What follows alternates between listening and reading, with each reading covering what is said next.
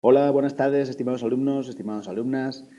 Hoy vamos a ver el tema 4, los principios generales del derecho. Es un tema nuevo y el problema que tiene es que, claro, como es nuevo, no tenemos preguntas de test que podéis practicar y lo que tenéis en el tema es en negrita y en rojo algunas cosas que yo veo que son muy importantes y que yo creo que son importantes para test y para desarrollo. Os lo he puesto, os lo he remarcado en rojo o en negrita para que entendáis mejor lo que estamos leyendo y para que, bueno, pues para que veáis que yo veo que eso es importante o que ha caído algo parecido otros años, hace muchos años, hay temas parecidos a este, ¿vale? Bueno, pues vamos a comenzar con este tema. Ámbito y concepto general en el ámbito jurídico. Principio, concepto general y en el ámbito jurídico. Este es un tema dedicado a los principios generales del derecho. Entonces, vamos a ver, comienza este tema con esta idea de qué son los principios. ¿De qué estamos hablando cuando hablamos de principio? Concepto general y en el ámbito jurídico que se entiende por principio. ¿Vale? Pues bien, primero habla de las significaciones lingüísticas o de los significados lingüísticos, que es lo mismo, y filosóficas. En cuanto al significado de principio, o de la voz principio, o de la palabra principio, dentro de la RAE, pues hay 6 o 7 u 8 significados, ¿vale? Pero hay 3 que hacen alusión al ámbito jurídico, que son causa, origen de algo, como el significado de principio. También es un principio, pues cada una de las primeras proposiciones o verdades fundamentales donde se empiezan a estudiar las ciencias y las artes. Como veis, estos son los significados de ámbito jurídico-filosófico, ¿vale? No solamente jurídico, sino jurídico-filosófico. También es un principio, una norma o una idea fundamental que rige el pensamiento o la conducta. Muy bien. Y dentro de las acepciones hay una de palabra de conjunto de palabras que es principio de derecho. Y aquí dice: un principio de derecho es una norma no legal. Está supletoria no legal, supletoria de ella, o sea, de esa ley, y constituida por doctrina o aforismos que gozan de general y constante aceptación de jurisconsultos y tribunales. Pues bien, esta definición es muy importante. De aquí podrían salir una o varias preguntas de test, ¿vale? Porque es la definición que tenemos del principio general del derecho, en especial, pues, esta composición de palabras. Principio de derecho. Pues ya veis, norma no legal, luego no es una ley, no tiene ese origen normativo, no viene del legislativo, no. Es supletoria de la ley, está constituida por doctrina, o sea, está formada por doctrina o aforismos que gozan de general y constante aceptación entre los de jurisconsultos y tribunales. Pues bien, ¿qué más significados tenemos? Pues hay un diccionario panhispánico del español jurídico que también dice pues que es un axioma que plasma una determinada valoración de justicia, constituida por doctrina o aforismos que gozan de general y constante aceptación. Pues ya veis, un axioma pues es un conjunto de palabras que en el que se plasma una valoración jurídica, un concepto jurídico, que lo forma la doctrina o aforismos de aceptación general.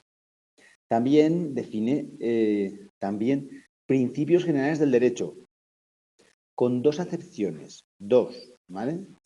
La primera de ellas, tenemos una acepción. Principios de derecho natural establecidos universalmente, por la recta razón. Pues ya veis que esto, como comentamos ya, es un concepto de derecho que no está relacionado con el derecho positivo, el derecho plasmado, ¿no? El derecho que tiene una forma concreta, un derecho formal, no.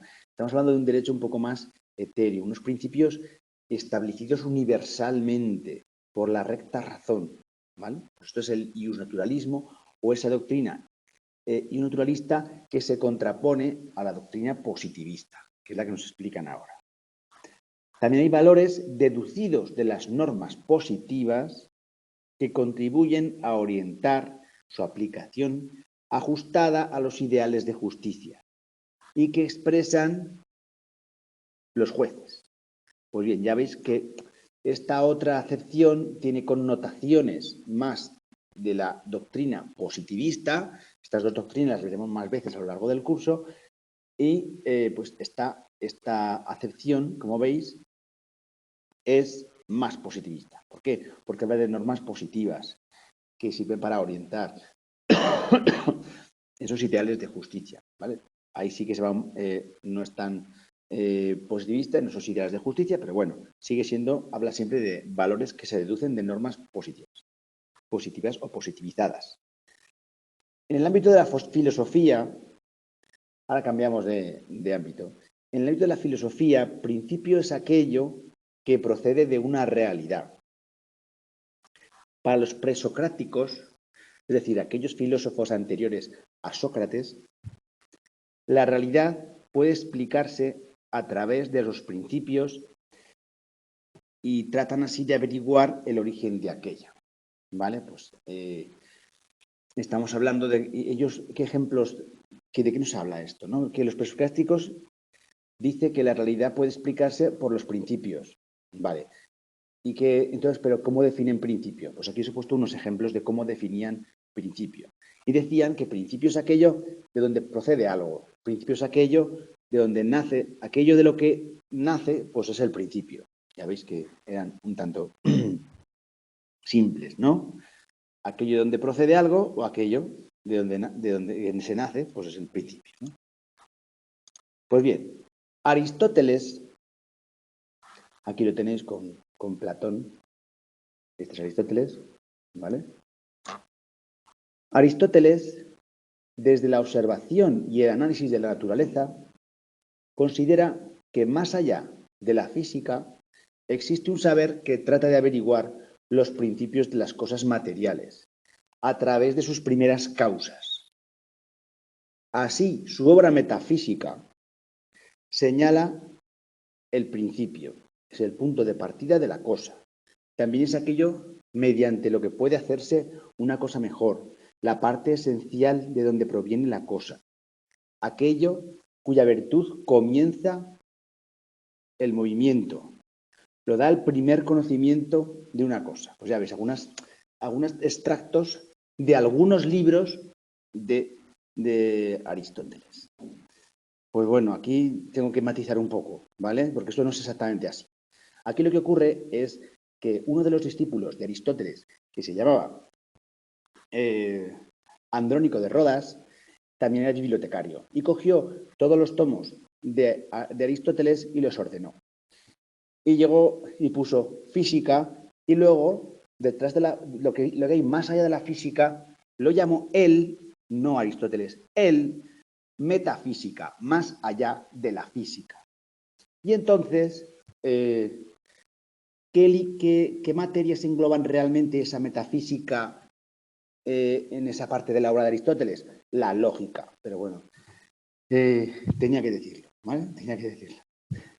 Pero bueno, simplemente que sepáis que en esos libros lo que habla Aristóteles es la filosofía primera, de lo que llama la filosofía primera, los principios de lo principio de la filosofía, los principios de la filosofía, sobre todo de la lógica.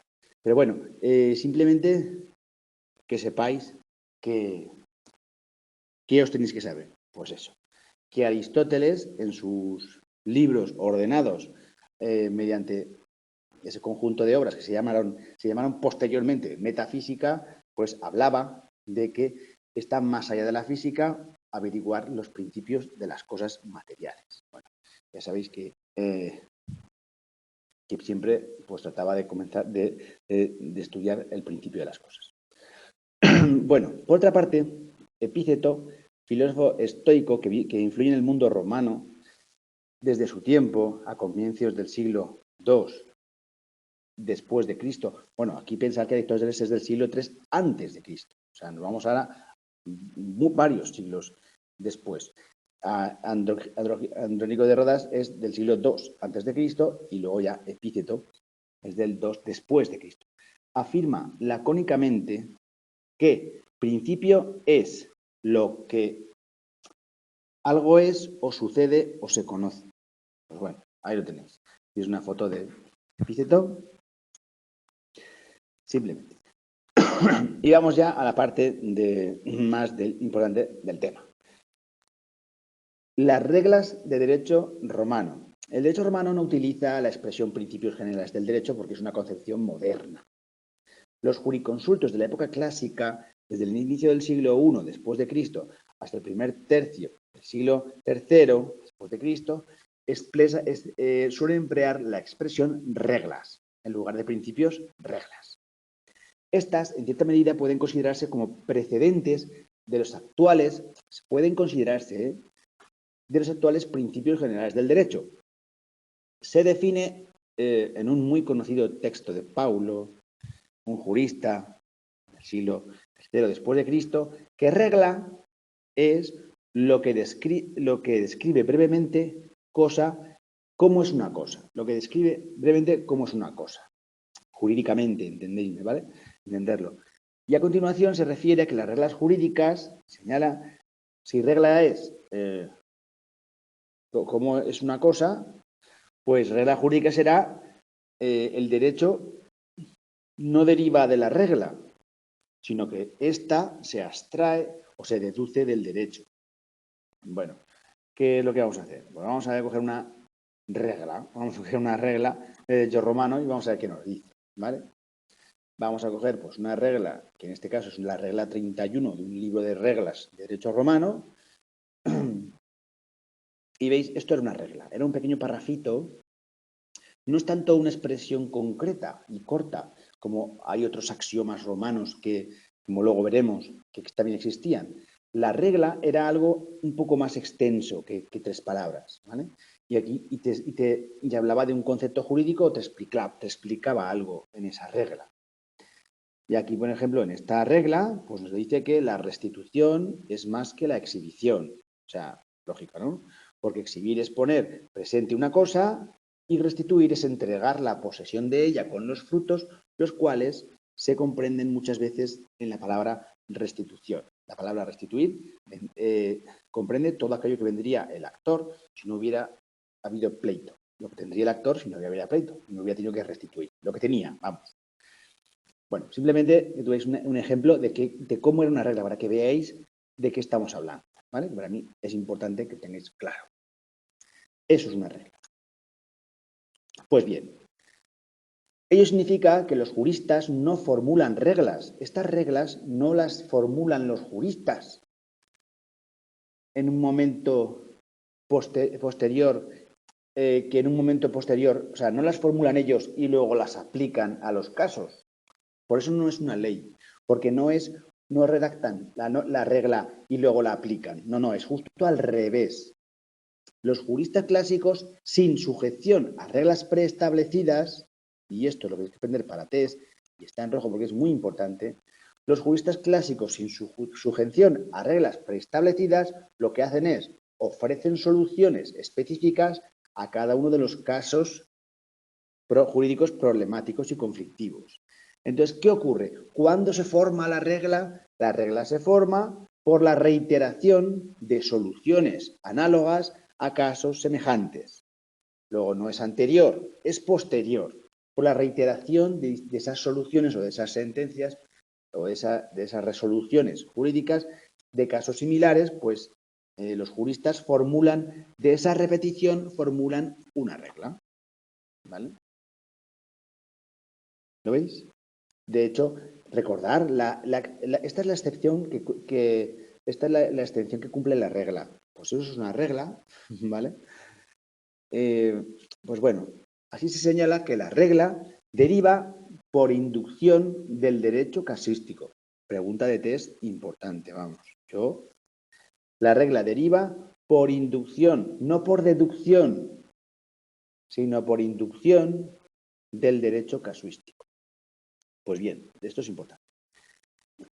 A finales de la época clásica, perdón, a partir del siglo III después de Cristo y sobre todo en la etapa siguiente, el siglo IV, cuando comienzan a escribirse las obras que se recogen en las colecciones de reglas jurídicas, de donde he sacado yo la que os he puesto, son fáciles de entender debido a que su enunciado pues, es sencillo, veis, es un parrafito, y ello es objeto de comprensión, y en ocasiones las memorizan, a veces, sí.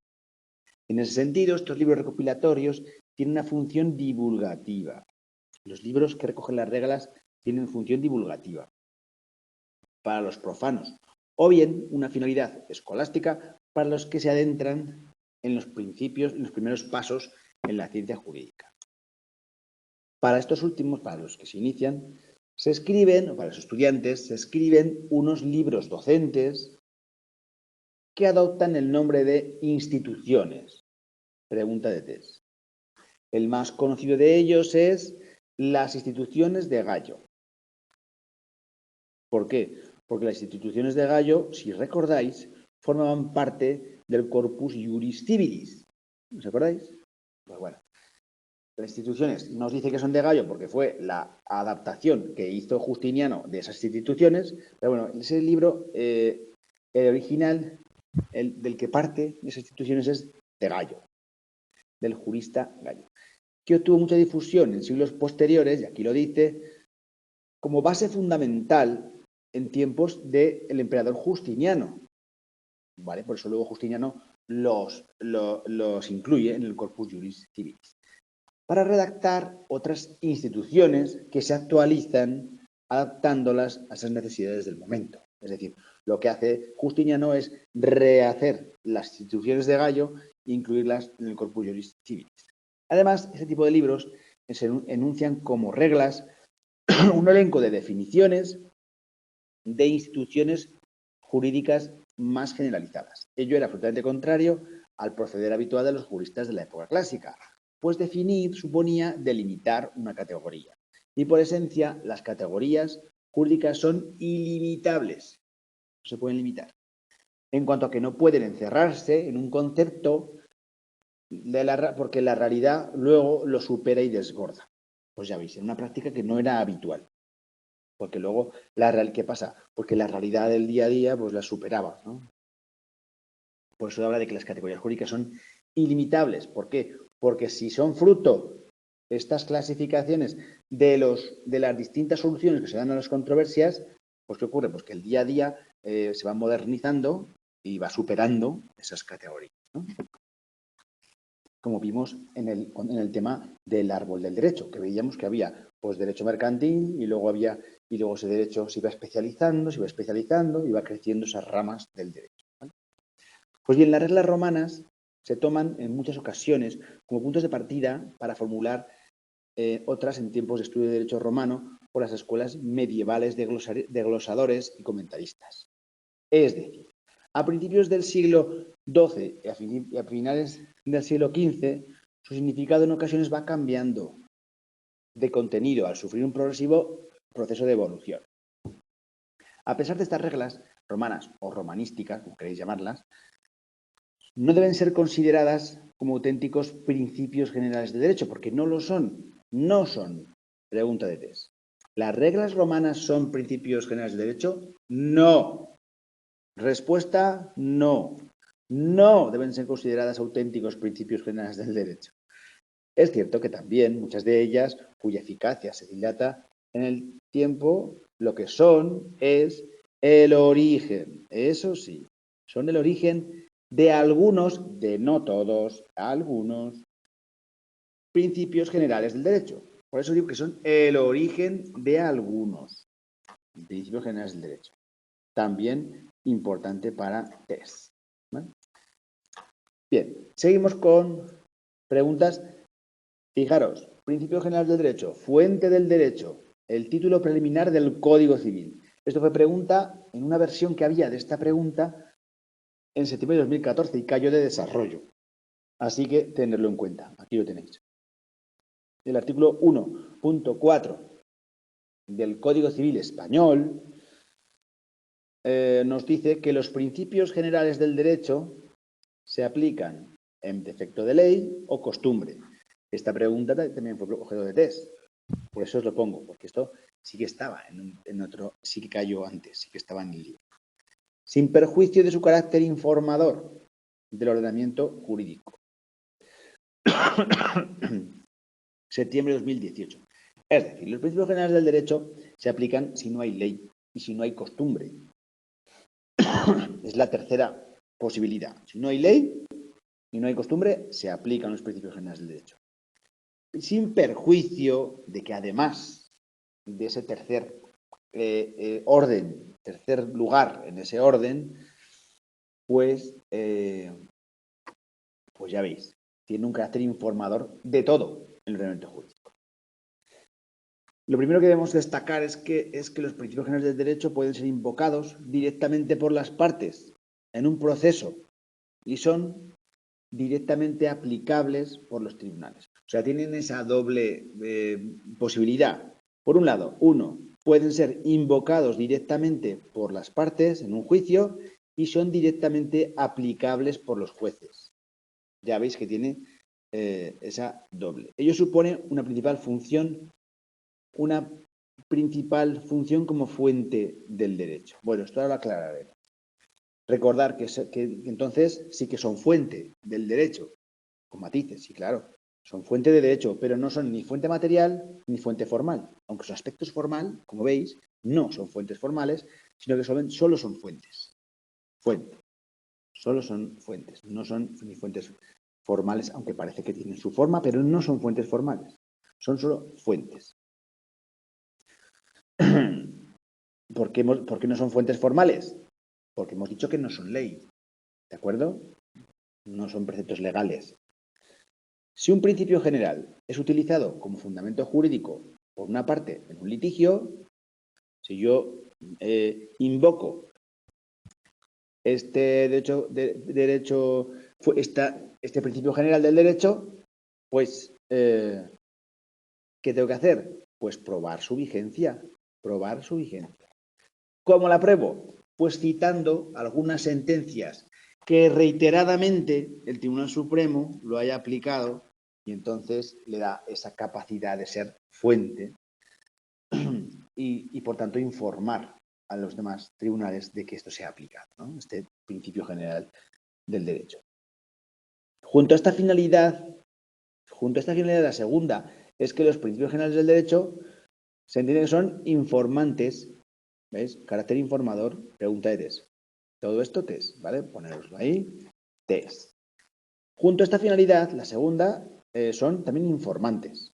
O sea, no tienen, además de tener su orden, después de ley y después de costumbre, son además informadores.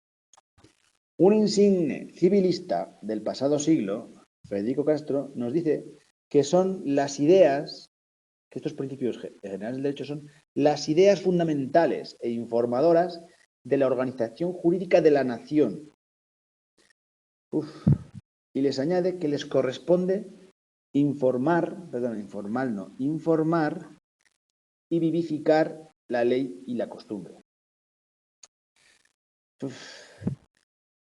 Bueno, yo os lo explico. Las ideas fundamentales, estos son ideas fundamentales, sí. ¿Informan la organización jurídica? Bueno, sería el sistema jurídico. Bueno, actualizando el lenguaje sería el sistema jurídico del Estado, ¿verdad? Sí que son principios informadores, efectivamente. Y que, pues, sirven para vivificar la ley y la costumbre, sí, también, cierto. Y también señala Reynoso, otro especialista en los principios generales del derecho, que nos dice algo importante.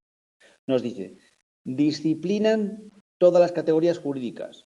Estoy de acuerdo. O sea, que sirven para dar esa interpretación a todas las categorías jurídicas. Sí, porque hay muchos principios. Ello se deduce, además, esto es lo que no comparto, se deduce además de los artículos 53.3 de la Constitución, esto no lo comparto para nada, y del artículo 51 de la Ley Orgánica del Poder Judicial, que proclaman que es criterio básico de interpretación de todo el orden jurídico conforme a los principios constitucionales que constituyen una parte importante de los principios generales del derecho. Pero es que el artículo 53.3 lo que te dice es que estos principios son los del capítulo tercero. Estos del capítulo tercero se inician todos con los poderes públicos. Crean unos principios y unas obligaciones para los poderes públicos. Entonces, para mí no estoy muy de acuerdo con esta opinión, pero bueno, sí es cierto que la Unión Europea Judicial sí que entiende que establecen criterios básicos de interpretación de todo el orden jurídico, sí, pero en esta cuestión, pues no estoy muy de acuerdo, francamente. Bueno, los principios generales en el Tribunal de Justicia de la Unión Europea, en el TJUE, ¿vale? Pues bueno, ya veis que el Tribunal de Justicia de Luxemburgo utiliza un conjunto de principios generales en la resolución de cuestiones litigiosas. ¿Referidas a qué? Pues bueno, referidas a tanto al ámbito público como al ámbito privado. En un principio, pues se recurría a esos principios generales por el carácter incompleto del ordenamiento comunitario. ¿Para qué? Pues para cubrir las lagunas. Pero cuando el ordenamiento jurídico de la Unión se extiende a muchos más ámbitos, pues la aplicación de los principios generales no ha disminuido, sino que se consolida, y aquí entenderéis, es importante, se consolida por parte de los abogados generales en sus razonamientos, como por los jueces en la motivación de sus fallos. Cuando veis que el libro dice abogados generales, pues tenéis que saber que esos abogados generales son como en España los fiscales, ¿no? que defienden, llevan el Ministerio Público, ¿vale? La opinión, el funcionario público que se dedica a la defensa de los intereses públicos en los pleitos. En este caso, pues los abogados generales tratan el interés público en esos procesos. En las sentencias y en las conclusiones, los abogados generales pues utilizan expresiones como principios básicos, principios generales, principios jurídicos comunes, reglas de derecho, máximas, aforismos, los que califica de latino o en romano, y es muy frecuente que la cita se realice en latín desde la convicción de que se trata de una máxima general, de general conocimiento por lo que se considere necesario traducirlo. Vale, ahora nos están refiriendo a algo más pequeño que las reglas romanas. O sea, estamos hablando de algo más, de un aforismo, de un brocardo, que vimos en otro tema, un brocardo, un aforismo, una máxima, pues eso, un pequeño axioma, ¿no? Entonces, ¿qué tenemos aquí? Pues os pongo ejemplo de uno de ellos para que sepáis de qué estamos hablando. Pues bueno, este es el llamado fumus bonis iuris. Traducido sería el humo de buen derecho. Y traducido jurídicamente significa la apariencia de que algo tiene un buen derecho, ¿no? Algo es jurídicamente razonable, ¿no? ¿Cuándo se aplica el fumus boni iuris? Pues, por ejemplo, para aplicar medidas cautelares. Si yo tengo que aplicar una medida cautelar, tendré que tener en cuenta dos principios. El fumus bonis iuris y el periculum in mora. No vamos a entrar en el periculum in mora, pero el fumus bonis iuris, ¿qué significa? Pues significa que vamos a tener que ser conscientes de que razonablemente, pues que nos parece que tiene sentido, ¿no? Que tiene apariencia de buen derecho, de que la medida cautelar que nos están pidiendo, pues es razonable y apropiada en ese momento, ¿no? Bueno, categorías de principios en la Unión Europea. Bueno, hay distintas categorías de principios en la Unión Europea, o al menos nos las categorizan distintos aspectos, ¿no? de estos principios en distintos textos. Bueno, ahora los vamos a ver. Pues bueno, nos cuentan que son abundantes las sentencias que utilizan la expresión principio para referirse a uno tomado del derecho de la Unión. Así, por ejemplo, tenemos los principios de libertad, democracia, efecto directo. Sí, ya sé que me diréis, bueno, libertad y democracia, esto no son principios, ¿verdad? nuestro ordenamiento jurídico, en nuestra Constitución, son los valores superiores. La libertad no es un principio, está mucho más allá, ¿no? Pero bueno, lo que implica que el derecho de la Unión puede ser invocado directamente por los ciudadanos. Claro que sí. De los Estados miembros ante las jurisdicciones propias y ante el Tribunal de Justicia de la Unión Europea. Efectivamente. ¿Por qué? Porque, según los tratados, que es el derecho originario de la Unión Europea, pues hay una primacía del derecho de la Unión Europea por encima o al mismo nivel del derecho de los Estados miembros. Todos ellos deben entenderse como principios que expresan una característica trascendental y definitoria de este orden supranacional. En otros casos, la jurisprudencia, hemos visto, estos son unos casos, ¿vale? En otros casos, esta jurisprudencia se denomina principio el contenido de ciertas normas cuya observancia es inexcusable. Es decir, hay una serie de normas que no puedes ni cuestionar, o sea, hay que observarlas, hay que aplicarlas. ¿Cómo son los principios, la protección de los derechos fundamentales?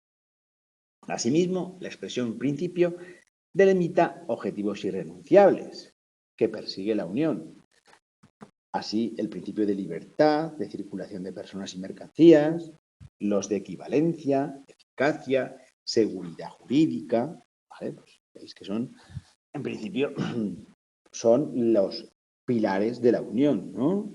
Pues esa libertad de circulación de personas y mercancías, esa equivalencia, esa eficacia, la seguridad jurídica, pues bueno, estos principios que son incuestionables.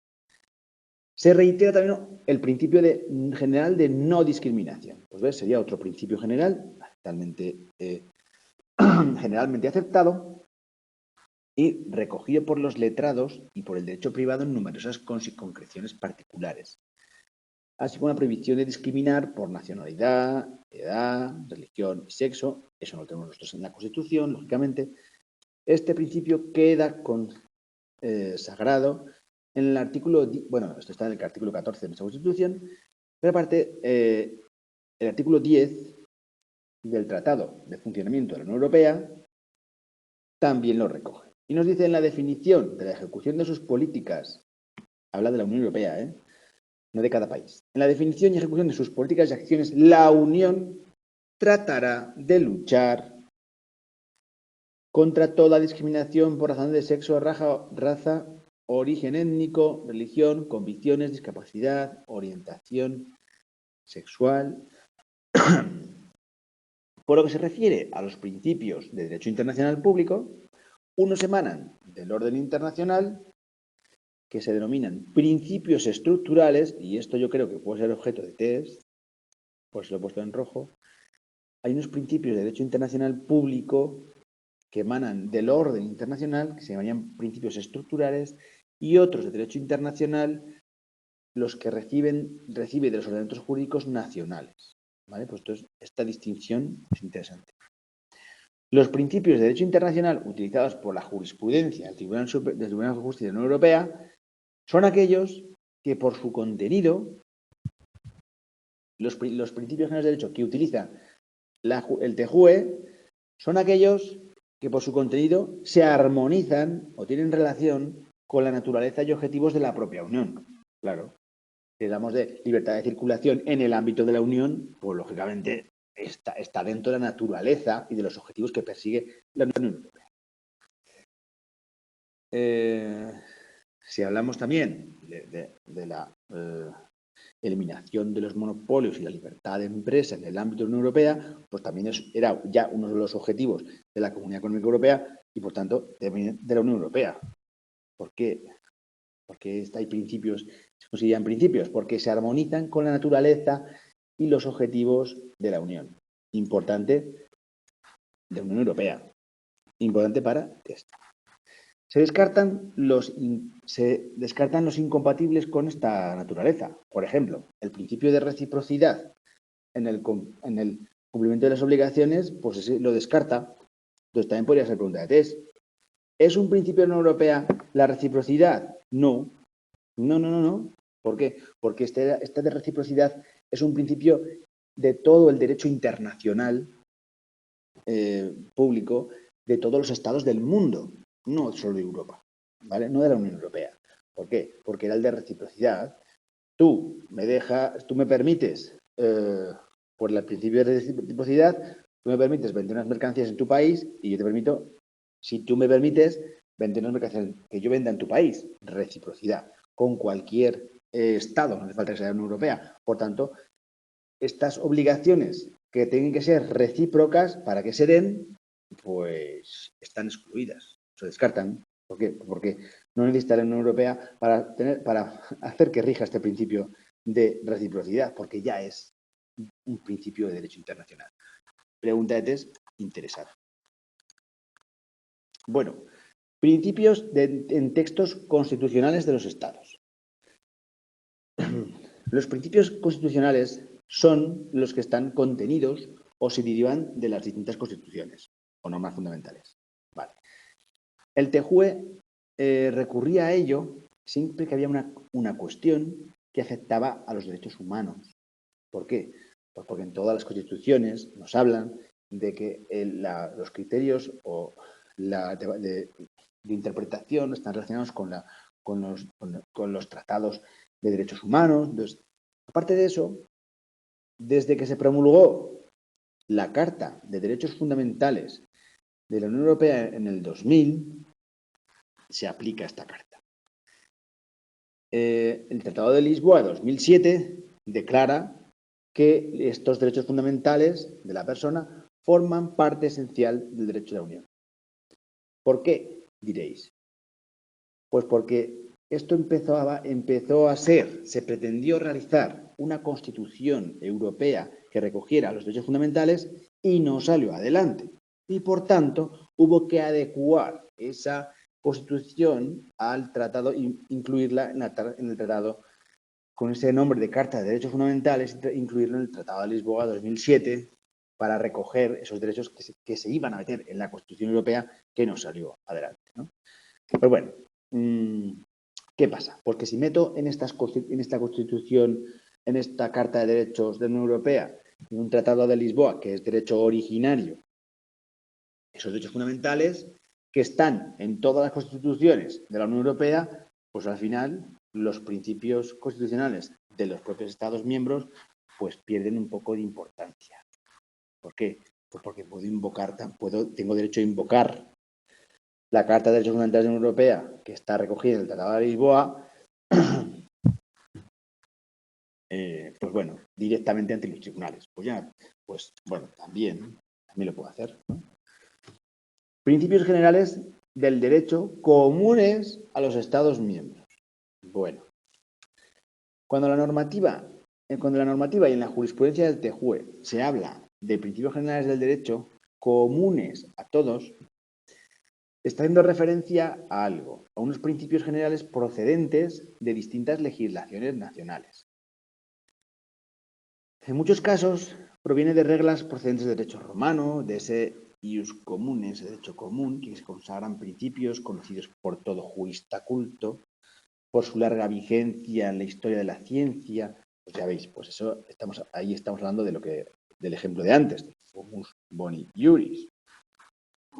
Se considera, por tanto, que han pasado a constituir un conocimiento común, no solo de los estudiosos, sino también de todos los operadores jurídicos que aplican derecho.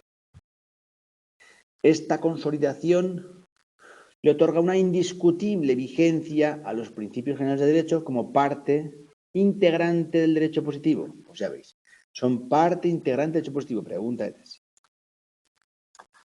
En suma, el tribunal considera que la reiterada aplicación de estos principios generales del derecho, que son parte del derecho positivo, beneficia a ¿qué? Pues a la propia función que hacen los jueces, completando el orden normativo que está constituido por derecho primario, que son los acuerdos y tratados, y derecho derivado, que si recordáis eran pues reglamentos, directivas, decisiones. Pues bien. El inicio de su utilidad en la jurisdicción inicio de su utilidad en la jurisdicción del TJUE.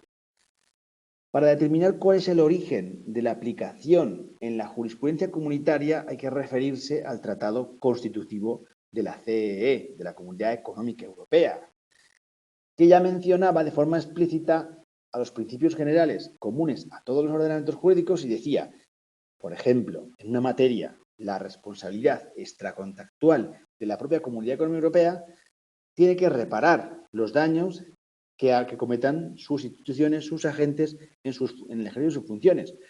¿De conformidad con qué? Pues con los principios generales comunes a los derechos de los Estados miembros. Y este precepto pues, fue también casi transcrito en el Tratado de Lisboa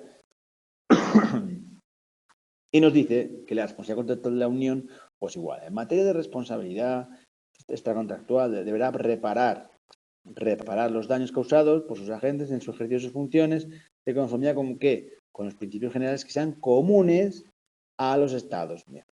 Pues ya veis, es obvio que desde hace décadas puede encontrarse base legal para justificar ese recurso a los principios generales comunes a los Estados miembros en la jurisprudencia de la Unión Europea, que considera su aplicación aconsejable más allá de los casos, no solo en la responsabilidad contractual, que nos dice aquí,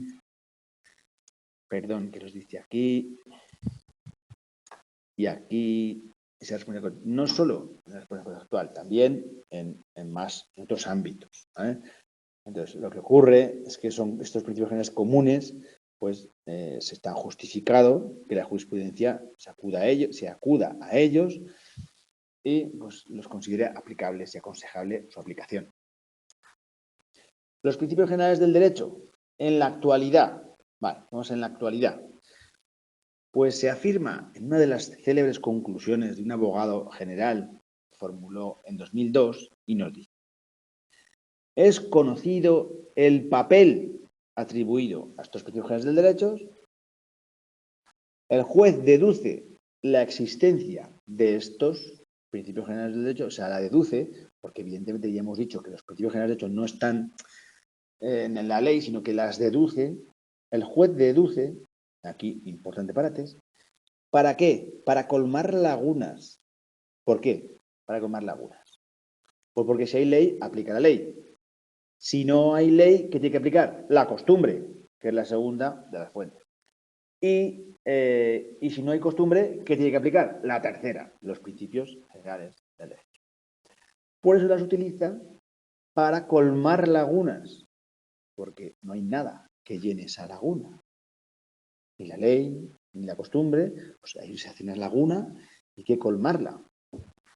Pues bien, ¿qué hace también? Pues además afirma valores que no están escritos.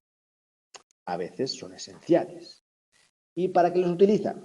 Los utiliza para complementar el derecho comunitario, cuando éste guarda silencio ante problemas específicos de los ordenamientos jurídicos nacionales que han afrontado y resuelto desde hace mucho tiempo. Claro, ten en cuenta que el derecho de la Unión Europea no puede estar regulando todo lo que ya han regulado durante siglos los estados, ¿vale? Entonces, ¿qué ocurre? Pues que sirven estos principios, pues a veces esenciales, sirven para complementar. Importante, para complementar el derecho comunitario cuando hay problemas que los ordenamientos jurídicos ya han afrontado, ya han resuelto pues, hace mucho tiempo, pues resulta que el derecho de la Unión Europea pues, no tiene esos recursos. Pues, ¿qué hace? Para aplicar esos derechos generales, esos principios generales del derecho comunes a los estados. Importante de este párrafo, está bastante bien, lo incorporamos y decimos que va a ser para test. O incluso para desarrollo, cuidado, también puede ser para desarrollo los principios generales en la actualidad. A mí también me suena esta pregunta que podría ser para desarrollo. Después, dice, debemos preguntarnos cómo debe interpretarse esa expresión de comunes, ¿verdad? Una interpretación literal podría llevarnos a considerar que dicha expresión implica que se aplica solo los principios generales del derecho reconocidos en todos los Estados miembros y además en los mismos términos. Pues no, eso no significa que a todos y en los mismos términos, no. ¿Por qué? Porque la diversidad legislativa actual, con 27 estados, recordar que somos 27, éramos 28 hasta que ocurrió el Brexit y somos 27 estados. Ahí hay un error en el libro que habrá que corregir. Ello haría inviable encontrar un principio general de derecho común, ¿vale? O sea, que estos principios comunes no son exactamente igual en todos los estados, ni se aplica de igual forma en todos los estados. Porque encontrar uno exactamente igual, que se aplique igual, pues sería casi inviable. Bueno, por el contrario, dicha expresión de comunes nunca se ha tomado de forma literal. O sea, no son tajantes con que sean comunes a todos, no son excesivamente tajantes. Comunes a todos los Estados miembros ha significado siempre que el principio general del derecho tuviese cierta tradición histórica y que se recogiese en la legislación de la mayoría de los Estados. Claro, si el principio está en Francia, Alemania y no sé, Francia, Alemania, Italia, comprenderéis, pues ya se puede entender que tienen cierta tradición histórica en la mayoría de Estados. Incluso un principio general del derecho sería de aplicación por la jurisprudencia europea en una cuestión litigiosa para un Estado cuya legislación no recogiese este principio general del derecho. Importante para ti. ¿Podría aplicarse un principio general del derecho común a un Estado que no la recoge? Sí. ¿Por qué? Porque sí, claro, incluso. En suma, la utilización jurisprudencial de los principios generales del derecho comunes a los estados contribuye notablemente. Ay, Roberto, no te había visto que estás por aquí. Bienvenido. En suma, la utilización jurisprudencial de estos principios generales comunes a los estados miembros contribuye notablemente uno de los objetivos de la propia Unión Europea. No solo forman un único derecho europeo, no solo se trata de que formen un derecho europeo, no, sino se trata de lograr que además pueda sentirse por los distintos países que ese principio general del derecho es propio, que es de los suyos, es un principio general del derecho propio y no que se lo impone la Unión Europea. Pues bueno, de eso se trata, ¿no? Que se trataría un poco de esa armonización jurídica, que no fuera una imposición jurídica, sino una armonización jurídica natural dentro de ese derecho europeo, que pudiera sentirse por distintos países como propio y no impuesto. Así pues, las fuentes primarias del derecho de la Unión se enriquecen y se complementan con estos principios generales del derecho. Esas fuentes primarias de la Unión se enriquecen y se complementan. Eso es lo que hacen, ¿vale? ¿Con qué? Pues con los principios generales del derecho, que son comunes a los Estados miembros, que tienen su origen en el derecho romano, tomados de distintas tradiciones jurídicas nacionales y que han sabido conformar esa prodigiosa historia de la ciencia jurídica que se ha ido tejiendo y destejiendo a lo largo de más de 2 milenios en el telar de Europa. Pues bueno, pues muy bien. Y así, con esta anécdota, finaliza el tema de los principios generales del derecho en el ámbito, en una pasta aparte, el ámbito europeo. Y poco más. Si tenéis alguna pregunta, pues me la ponéis por ahí, me comentáis si tenéis alguna pregunta. Cristina, Milesi, Roberto, si queréis preguntar cualquier cosa, pues preguntáis. ¿Qué os recomiendo yo? Que algunas preguntas como esta la veáis, ensayéis a una pregunta de desarrollo. Por ejemplo, principios generales del derecho en la actualidad. Vale, voy a pensar que esta es de desarrollo. ¿De acuerdo? Pues tendría que hablar del papel de los principios generales del derecho, ¿vale? Comenzaría hablando de qué tengo que hablar en esta pregunta si me la pone. Pues del papel atribuido de que un juez deduce la existencia para colmar lagunas, para afirmar sus valores no escritos, a veces esenciales, y cumplimentar el derecho comunitario cuando guarda silencio, ¿vale? que esos derechos comunes, pues es complicado que sean exactamente iguales en todos los estados. Y entonces, pues bueno, como hay 27 estados, pues casi es inviable encontrar un principio general del derecho que sea común a todos.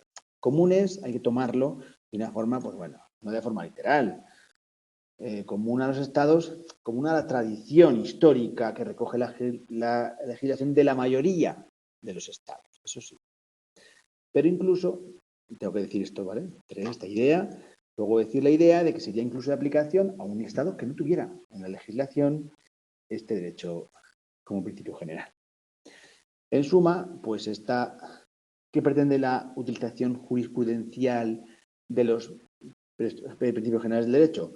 Pues que contribuya a formar al ideal, ¿no? Entonces, al fin y al cabo no deja de ser un ideal, de conformar un único derecho europeo, que no sea obligatorio, sino que pueda sentirse como los estados, como miembro, que no sea impuesto, sino que forme parte de ese acervo comunitario, ¿no? Ese acervo comunitario. Y esta idea también es importante que la pusiéramos. Y bueno, pues eso. En definitiva, que estas fuentes primarias del derecho de la Unión, fuentes primarias, estamos hablando de tratados, estamos hablando de derecho originario, de derecho derivado. Esas fuentes primarias se van a enriquecer y se van a completar ¿con qué? Con los principios generales de derecho. Sirven para eso.